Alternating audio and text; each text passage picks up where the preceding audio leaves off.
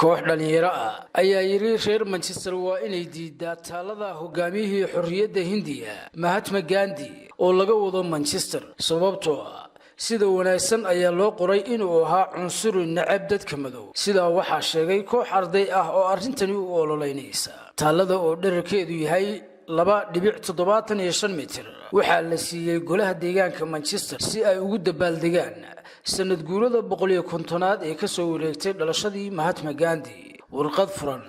ayay ardaydu ku dalbadeen in golaha uu garwaaqsado hadalladiisu xumaa iyo in raaligelin laga bixiyo arrimaha afayeen u hadlay golaha waxay sheegtay in ujeedada taalada ay tahay faafinta nabadda jacaylka iyo naxariista warqadda oo tixraacaysa ololaha baraha bulshada ee Mahatma Gandhi Festival waxa lagu muujiyay in ninkan gumaysidiidka ahaa uu dadka Afrika ku tilmaamay wuxuush aan ilbax ahayn hadalladaasi si wanaagsan loogu diiwaan galiyay warqadihii ugu horeeyay ee uu diray waxay dhalinyarada ardayda ah inta ku dareen in dawladda hoose ee India ay Gandhi u adeegsanayso dacaayadahan waxaan dalbanaynaa in golaha deegaanka ee magaalada Manchester uu diido in uu qayb ka noqdo arrintan si gaar ah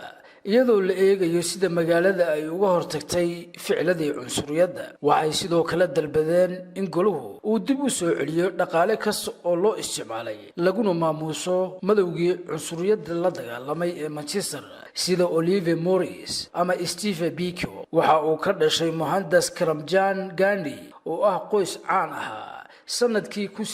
1869 wuxuuna aaday koonfur Afrika sanadkii 1893 halkaas oo uu ku arkay dhibaatadii loo geysanayay soo galeetigii Hindida ahaa ninka qoray taariikhda Mahatma Gandhi oo uu awoowo u yahay Rajmohan Gandhi wuxuu sheegay in shaki la'aan uu xilligaas ahaan qof aan aqoonin nacaybka dadka madow ee koonfur Afrika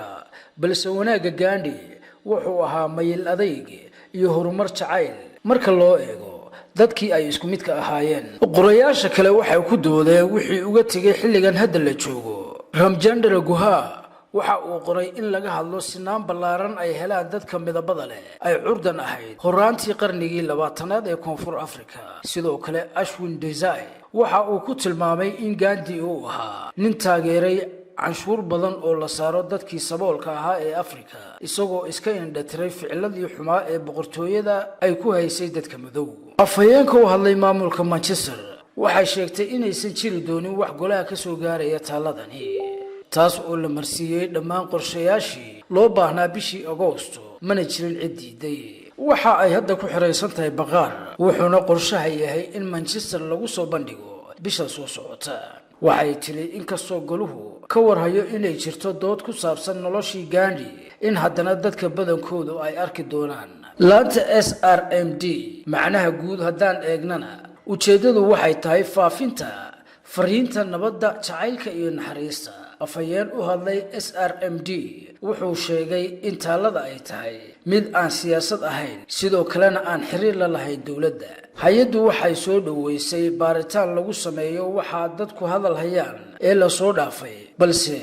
waa maran habaabin in la eegto hadal uu Gandhi sheegay xilligii uu dhalinyarada ahaa Gandhi wuxuu dhiirigelin u noqday hogaamiyayaal Afrikaan ah sida Nelson Mandela dalabka noocan ahina waa fasiraad aad u kooban oo isaga laga bixinayo Mahatma Gandhi waa muwaadinka caalamka oo dhan waana astaanta nabadda talada Manchester waxay dabaaldeg u tahay awoodda caalamiga ah ee fariintaasi Maxamuud Saleebaan Sumni TV Hargeysa